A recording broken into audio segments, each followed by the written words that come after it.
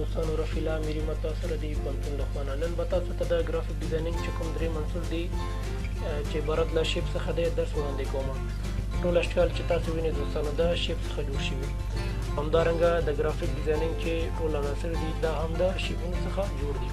خو په ګرافیک ډیزاینینګ د شیپ څخه د ښکلا لپاره ترې استفاده کیږي، د سمبولیک یا سمبول لپاره ترې استفاده کیږي، د پټرن څخه ترې استفاده کیږي، د ټیکسچر څخه ترې استفاده کیږي چې دغه ټیکسچر تاسو د پاینده درسونو کې انشاءالله دا هم وړاندې کوم.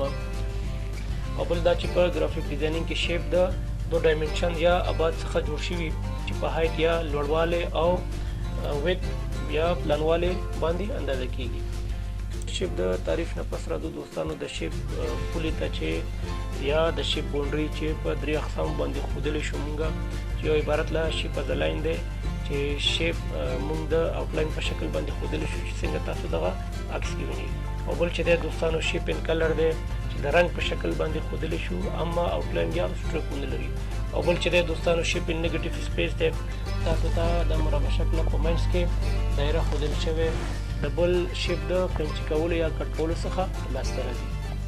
د شیپونو د باونډري نه پس راځو د شیپونو یا شکلونو اقسامو ته چې په 2 برخو باندې ویشل کیږي چې عبارت له هندسي شکلونو دي دوستانو، او بل چې د عضوي شکلونو یا ارګانیک شیپونو څخه عبارت دی. دغه هندسي شکلونه یا جیومټریک شیپس هغه شکلونو څخه عبارت دی چې د خطکش یا د پرکار په واسطه باندې منځته راغلي وي. او بل چې د عضوي شکلونو یا ارګانیک شیپونو څخه عبارت دی چې د خطکش او پرکار نه بغیر جوړ شوي وي، یعنی فری هند.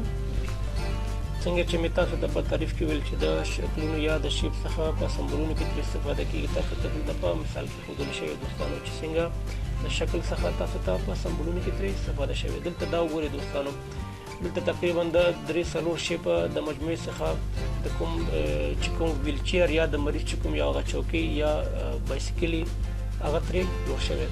بل دوستانو دلته وګورئ د ټیک مارک علامه چې کوم دی د 2 شیپونو څخه جوړ شوی چې دغه شکل د سمبول څخه نمایندګي کوي، خو په حقیقت کې د شکل یا د شیپ څخه جوړ شوی.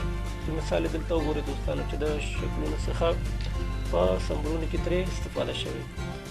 څنګه چې مې تاسو ته ویل د شیپ څخه په ډیزاین کې د ښکلا لپاره ترې استفاده کیږي. د ښه مثال لپاره راځم دوستانو، دلته دغه منډیلا باندې زه کلیک کوم. دلته وګورئ دغه منډیلا چې دی د څو قسمه شیپونو څخه جوړ شوی، یو خاصه ښکلا دغه ډیزاین ته ورکړی.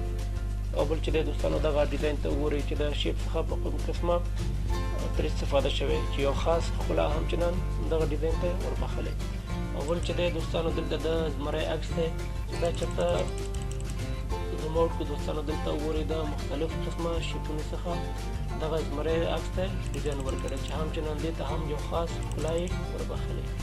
او بیا راځو دوستانو چې څنګه مې په تعریف کې ویل چې د شکل څخه په پټرن په ډیزاینونو کې هم چنان ترې استفاده کیږي. دغه ډیزاین وګورئ، دغه ډیزاین وګورئ چې د شیپ څخه په دغه پټرن ډیزاین کې ترې استفاده شوی چې همچنان دې ته هم یو خاص ښکلا یې وربخلی.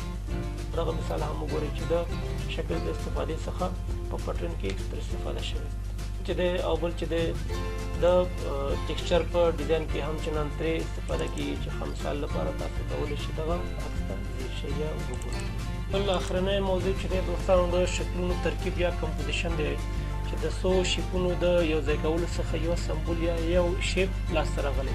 که چېرته دغه عکس ځیر شو دوستانو، دا د خط یا د پاکټ کوم عکس دی د څو شیپونو څخه جوړ دی. که چېرته دا موږ جلا کړو دوستانو نو کیدای شي موږ ته خاص داسې معنا ورنه کړو چې بېرته یو ځای کړو سره موږ ته د یو سمبول یا یو لوګو معنا ورکوي.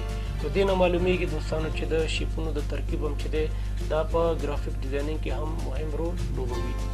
دا و دوستانو د ګرافیک ډیزاینینګ 3 منصور چې عبارت له شیپ څخه و، تاسو ته مې وړاندې کړل. تر بیا مو په خدای سپارم، ښه وخت ولرئ. الله په امان.